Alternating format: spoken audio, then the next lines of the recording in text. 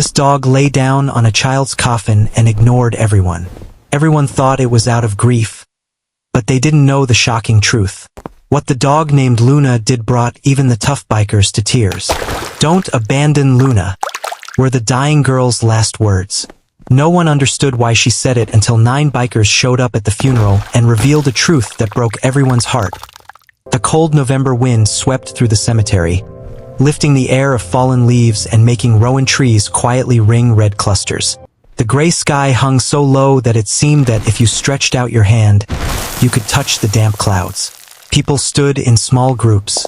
Someone held each other's arms. Someone hid their faces in the collar of their coats. But everyone was silent. The silence was as heavy as a stone, and no one dared to break it with a word or a sigh. But one figure stood out among the people. Next to a small white coffin, decorated with children's drawings, soft toys and delicate flowers, lay a large black dog. Her name was the Moon, a large mestizo with a short, shiny coat, strong chest, and incredibly intelligent eyes. Now the Moon lay with its side against the coffin, as if trying to warm it with its body. She didn't howl. She didn't whine. She just lay there, covering the world around her with absolute, almost palpable sorrow. People left and threw sympathetic glances at her.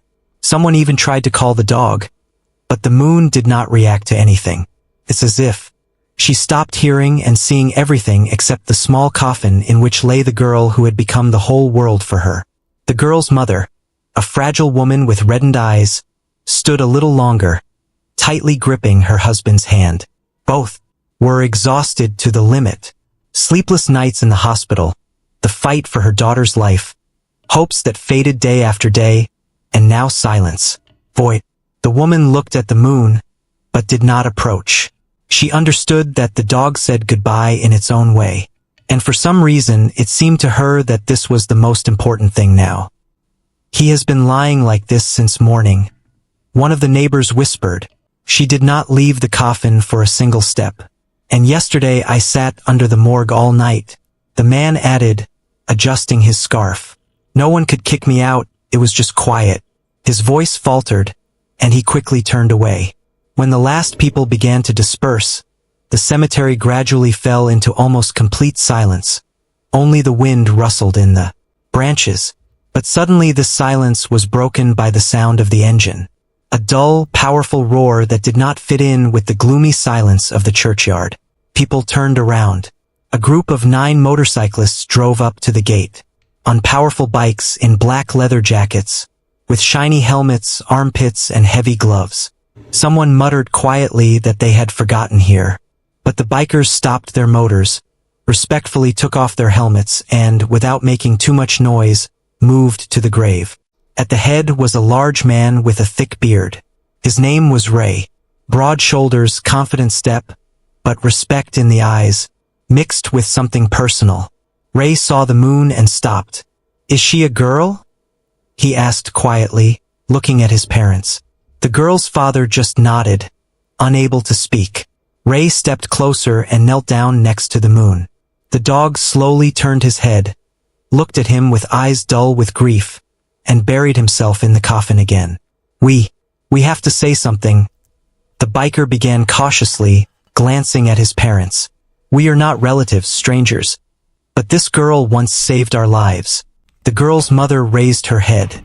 Ray took off his glove and ran his hand over the dog's shoulder, not trying to force it to stand up. "A month ago, he started on the highway towards the city. We rode in a column. Car was skidding there. Inside were your girl and her grandmother. We stopped to help. They couldn't just wait. And she was an incredible girl. She laughed, joked, said that we were angels in black jackets. We helped them get there, but most importantly, he fell silent, gathering his courage. She delayed us for 10 minutes.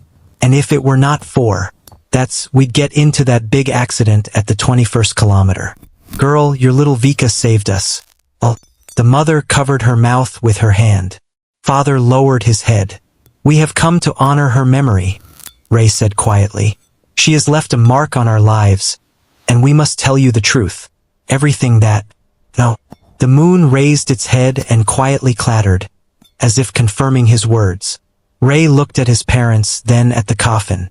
But there's more, and you should hear it. However, it can change a lot.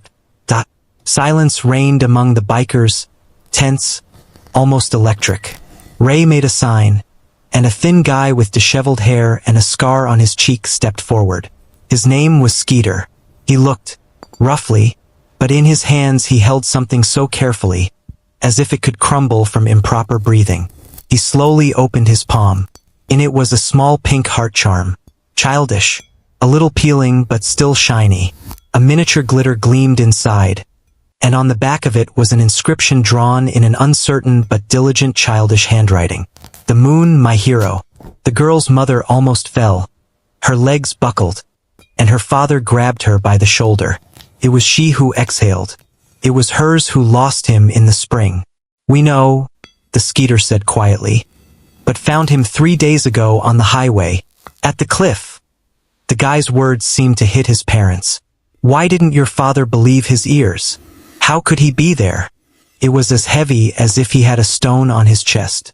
"We thought for a long time whether it was worth telling," Ray admitted. "But your girl, she deserves the truth. And so are you." He knelt down next to Luna, who turned her head to him again, as if listening. "For several nights in a row, the moon disappeared," Ray began. "We were told about it in the village. Dogs do not run away so easily when they feel trouble in the house. But it always went in the same direction. The mother only had the strength to whisper. 'Where?' 'To the cliff,' Ray replied. 'Where we found the keychain. We went to see what she was doing and saw footprints. Many footprints, old and new,' Skeeter added. 'The footprints of the child too.' The girl's mother turned pale, as if her life had left her at once. His father grabbed Ray's jacket. 'It's impossible. She never went there alone. Only with us and then under supervision.' Ray shook his head slowly. 'We have an idea why she hid it from you.' He made a sign to another biker, a woman named Roxanne. She took out of her inner pocket a carefully folded piece of paper, almost completely soaked from the rains. It was barely legible, speckled with spots and blurred lines. 'We found this in a crevice on the slope,' Roxana said. 'It was hidden deeply, apparently.' Vika was frightened and hid the note so that Luna would not lose it forever. The mother took the paper in both hands, as if it were her daughter's heart. She unfolded it and began to read, and with each word, her face changed. First bewilderment, then shock, then tears. The father took the note when his wife could no longer speak. In the jagged nursery lines was written, "If something happens to me, please don't throw the moon. She saved me once. I want someone to save her. The moon is a hero, please, please." The letters trembled as if Vika had written them at night in the weak light, trying to do everything quietly. She and her parents looked at each other with horror and pride at the same time. "She protected us." Ray exhaled. "Yes. And this is not a guess, this is a fact." He pointed somewhere in the distance, as if he saw that landscape again. "There is a large stone on the slope, heavy, dangerous. He could have fallen from above and fell off. We saw that the ground around was dug up, the stone was moved, and next to it were traces of dogs' paws and blood." Skeeter is quiet, added. Luna tried to drag her away and managed to do it. The parents looked at the dog in shock. The moon lay quietly, but her eyes sparkled as if she was remembering that day. "The girl must have been scared," Ray said. "I was afraid that you would forbid them to walk, that you would punish the moon or hide it. Children understand more than we do." The sky was covered with dense clouds, and the first heavy drops of rain fell to the ground, mixing with spruce needles and fresh bulk soil. The bikers stood in a ring around the small grave, as if guarding it. The moon was no longer lying. She had risen and was now standing, opposite the girl's parents, her head slightly lowered, as if waiting for their decision. Ray stepped closer. "We thought for a long time why she did all this, why she led us at night, why she carried children's things in her teeth while. Have you lost almost all your strength? And we understood only one thing." He looked at the dog. She could not protect her from the disease, but she could fulfill the girl's last request. Vika's mother looked up, and an incomprehensible, exhausted question froze in them. Her father held her hand tightly, as if he had only, so he could keep her on her feet. Ray continued, "The girl asked us to take care of the moon, and the moon asked us to tell you the truth, so that you would not think that she was just a dog lying by the coffin. She was her friend, her savior, and her last will." With these words, he carefully handed his parents a heart charm. She always wore it, and when we found him there, we knew we had to come. Mother took the keychain, gripping it so tightly that her knuckles turned white. Her shoulders shook.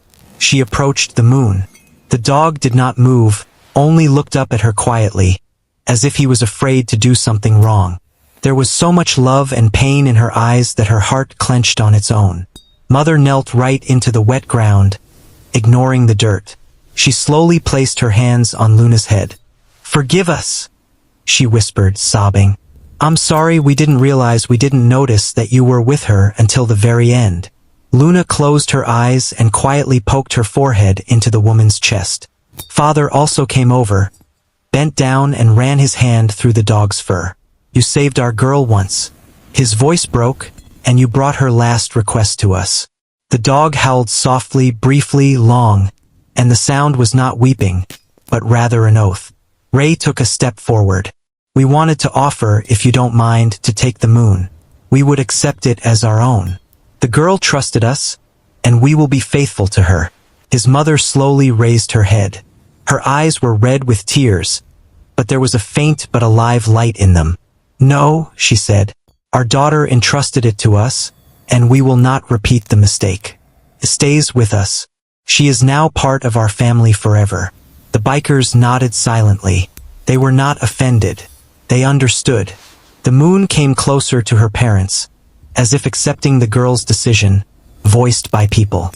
She stood between them, snuggled up, at their feet, and for the first time ever, I raised my tail at least a little above the floor.